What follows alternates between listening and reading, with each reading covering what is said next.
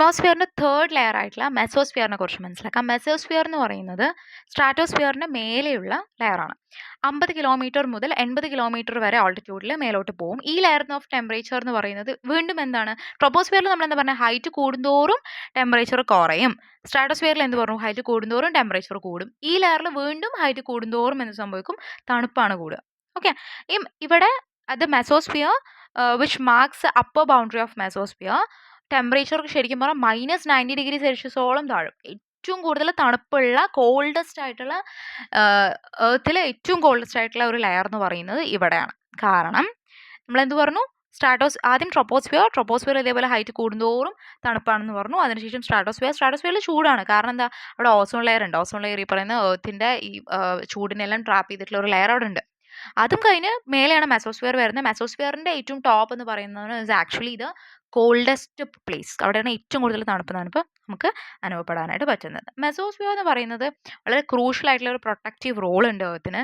കാരണം മീറ്റിറോയിഡ്സ് ഇല്ലേ, ഈ പറയുന്ന മേലെന്ന് പൊട്ടി വരുന്ന ഉൽക്കകൾ, അത് നമ്മുടെ അറ്റ്മോസ്ഫിയറിൽ എൻ്റർ ചെയ്യാതെ അത് അവിടെ തന്നെ എന്ത് ചെയ്യും, ബേൺ ചെയ്യും. അവിടെ തന്നെ അത് ഈ ഒരു വാട്ടർ പാർട്ടിക്കിൾസ് ഉണ്ടാവുമല്ലോ, അവിടെ തണുപ്പല്ലേ, ആ വാട്ടർ പാർട്ടിക്കിൾസിൽ തട്ടിയിട്ട് ആ ഫ്രിക്ഷൻ കാരണം ഇതെല്ലാം ബേൺ ചെയ്ത് പോകും. അല്ലാതെ നമ്മുടെ എർത്തിനെ പ്രൊട്ടക്റ്റ് ചെയ്യാണ് ചെയ്യുക. അല്ലാതെ എർത്തിൽ വന്നിട്ട് കൊളൈഡ് ചെയ്യാനും ഇത് നമ്മുടെ വന്നിട്ട് അങ്ങനെയാണെങ്കിൽ this is kind of countless ആയിട്ടുള്ള ഒരുപാട് സെലസ്റ്റിയൽ ബോഡീസ് നമ്മുടെ എർത്തിൽ വരുന്നുണ്ട്. അതിങ്ങനെ വന്നുകൊണ്ടേയിരിക്കുന്നുണ്ട്. അപ്പോൾ അത് മൊത്തം നമ്മുടെ എർത്തിനെ എപ്പോഴോ നശിപ്പിക്കും. പക്ഷെ അതില്ലാതെ ആ ഒരു കോൾഡസ്റ്റ് ആയിട്ടുള്ള എയർ പാർട്ടിക്കിൾസ് വെച്ചിട്ട് it will be water friction ഉണ്ടാക്കി അതിനെ അവിടെ തന്നെ ബേൺ ചെയ്ത് വിടുന്നൊരു പരിപാടി ഈ പറയുന്ന മെസോസ്ഫിയർ ചെയ്യുന്നുണ്ട്. So this is actually acting as A very much protective ആയിട്ടുള്ള ഒരു എർത്തിന് ഒരു പ്രൊട്ടക്റ്റീവ് റോള് അത് പ്ലേ ചെയ്യുന്നുണ്ട്. അതുപോലെ പോളാർ മെസോസ്ഫെറിക് ക്ലൗഡ് ഉണ്ട്. അതിനെയാണ് നൊക്ടർണൽ ക്ലൗഡ് എന്ന് പറയുന്നത്. നൊക്ടർണൽ ക്ലൗഡ് എന്ന് പറഞ്ഞാൽ തിളങ്ങുന്ന ക്ലൗഡ്സ് ആ ഒരു റീജിയനിലുണ്ട്.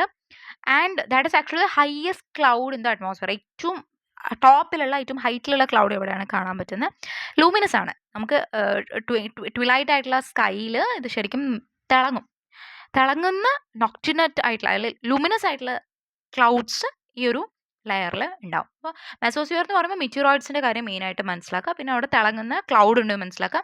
ഏറ്റവും അതിൻ്റെ ടോപ്പിലുള്ള ഏരിയ ആണ് ശരിക്കും പറഞ്ഞത് coldest place which was ever found in the atmosphere. അവിടെയാണ്.